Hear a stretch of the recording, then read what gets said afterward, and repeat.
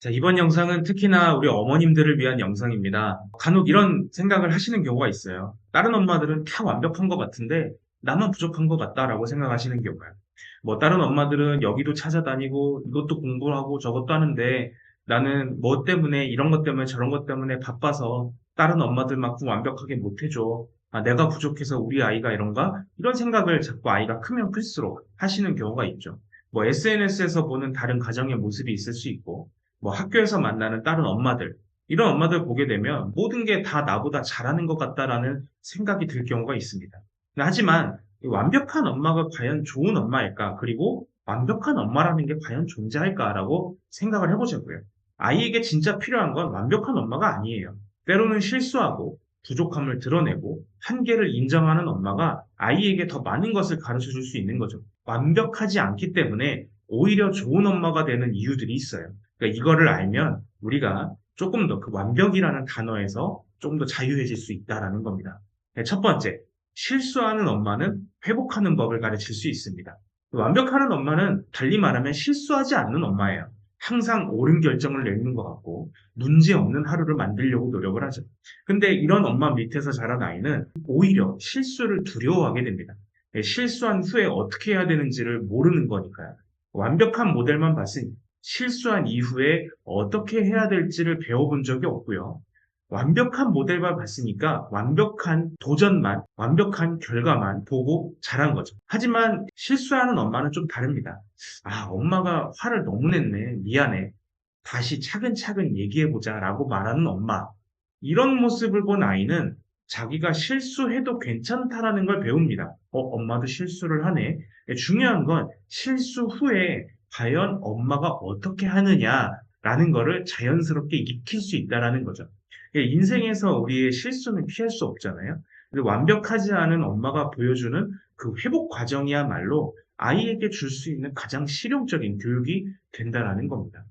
두 번째는 엄마의 한계가 오히려 아이의 자립심을 키울 수 있다라는 겁니다. 모든 걸 완벽하게 챙겨주는 엄마 밑에서는 아이가 스스로 할 기회가 없어져요. 준비물도 엄마가 다 해주고요. 숙제 확인도 엄마가 다 해주고, 친구 관계 문제까지도 엄마가 해결을 해줍니다.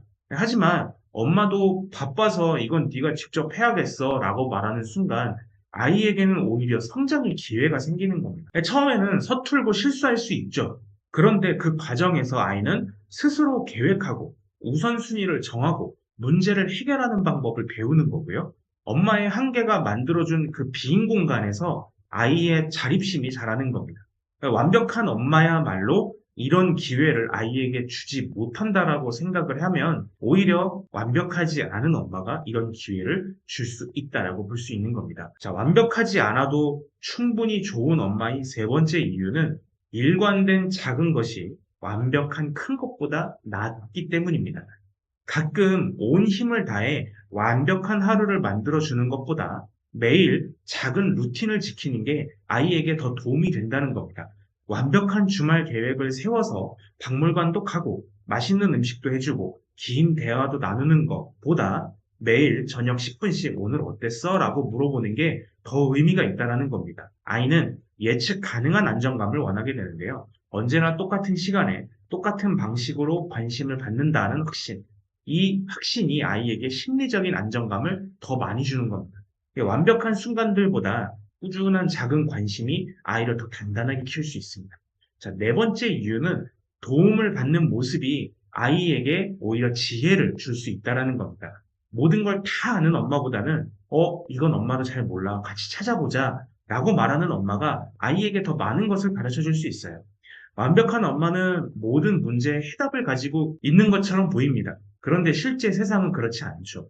모르는 건 찾아봐야 하고 어려운 건 다른 사람의 도움을 받아야 되는 경우가 있습니다. 자, 수학은 엄마보다 학원 선생님께 물어보는 게 좋겠어. 이 문제는 담임 선생님께 상담을 받아보자 라고 말하는 엄마. 이런 엄마를 보는 아이가 우리 엄마는 아무것도 모르네 라고 생각하지 않고요. 혼자 모든 걸 해결할 필요가 없구나라는 걸 배우는 거죠. 도움을 요청하는 것도 하나의 능력이 되고요. 완벽하지 않은 엄마가 이걸 자연스럽게 가르쳐 줄 수 있다는 겁니다. 사실상 완벽한 엄마는 없습니다. 설사 있다고 해도 그런 엄마가 아이에게 항상 좋은 것만은 아닙니다. 때로는 부족하고 실수하고 한계를 인정하는 엄마가 아이에게 더 많은 걸 가르쳐 준다는 거죠.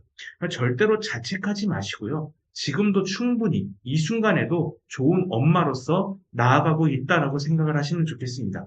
완벽하지 않기 때문에 오히려 더 좋은 엄마가 될 수 있다라고 생각을 하시면서 오늘도 아이와 좋은 하루를 보내시면 좋겠습니다.